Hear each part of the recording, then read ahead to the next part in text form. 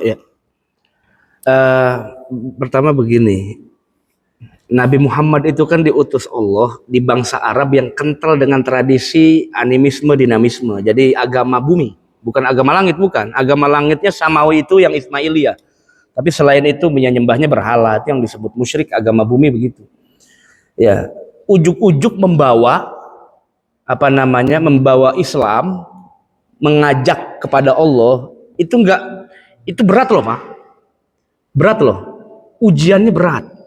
Bahkan berat caranya bagaimana biar orang percaya, itu caranya bagaimana. Nah, salah satu yang paling dekat dengan manusia, ya salah satu yang paling dekat dan intens ada dalam diri manusia, ya syahwat itu.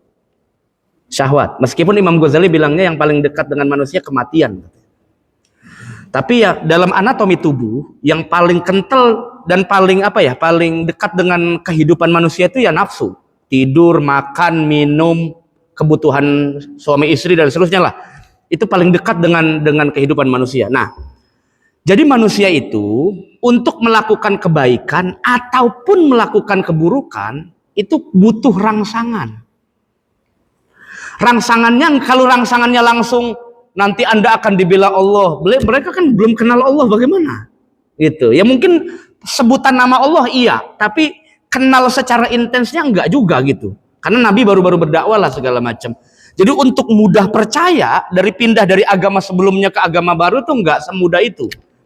Maka disodorkanlah dalam riwayat, dalam Al-Quran itu, orang yang berbuat amal ini akan begini.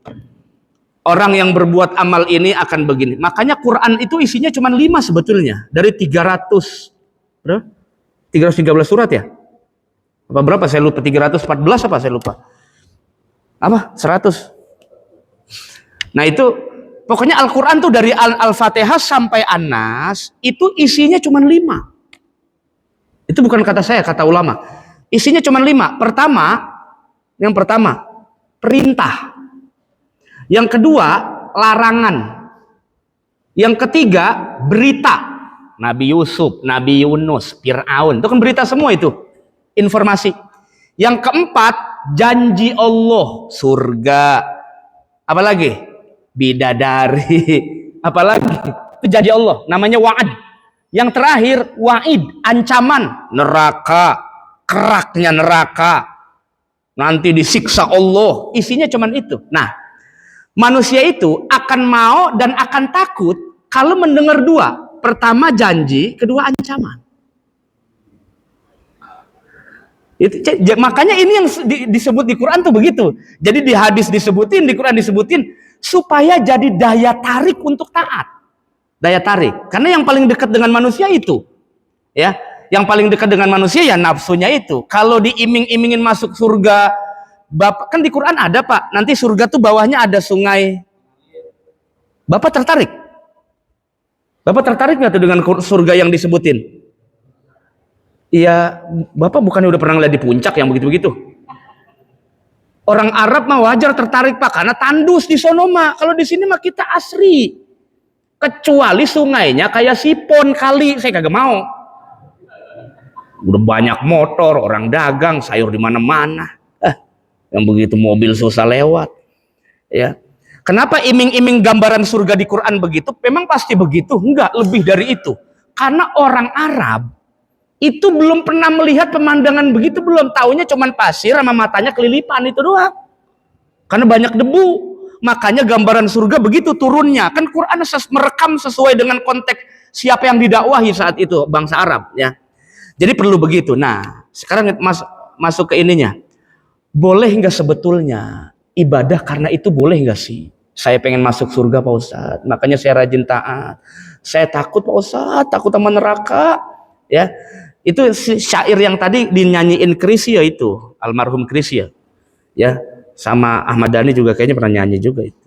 Ya, itu sebetulnya nyindir keikhlasan. Jangan tersinggung ya Pak, jangan tersinggung ya.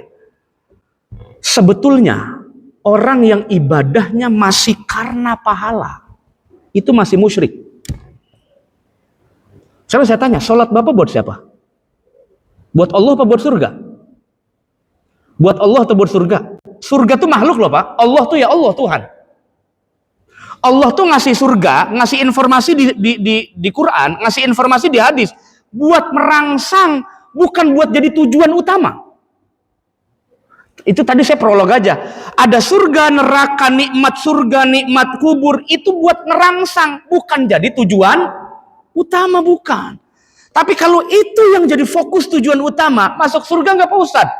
Masuk sih, tapi emperan. Masuknya di sono, surga latar sono, duduk di bawah tuh di emperan.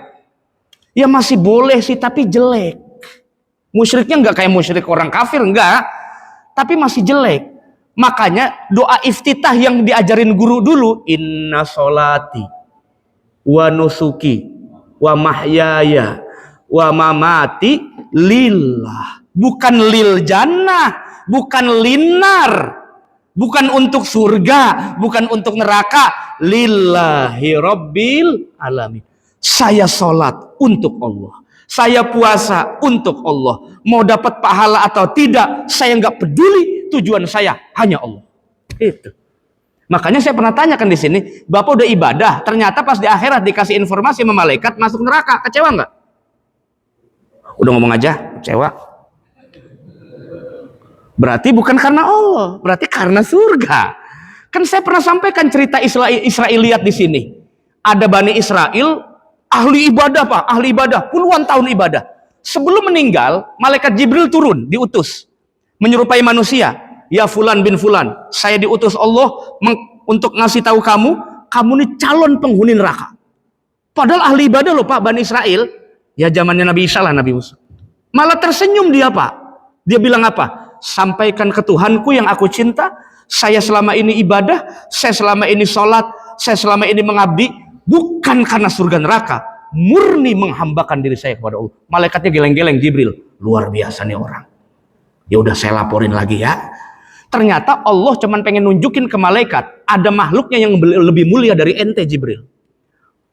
Malaikat itu taat karena nggak punya nafsu Pak. Manusia bisa taat karena melawan, perjuangannya lebih berat manusia. Kalau malaikat taat mah ya elah, taatnya taat begitu doang, levelnya beda sama taat manusia. Manusia mah berjibaku dengan syahwat, berjibaku dengan setan. Itu setan yang beneran, belum setan temennya. Yang ngajak kagak mau ke masjid segala macam, nah itu ya. Jadi sebetulnya boleh saja, tapi levelnya level anak-anak.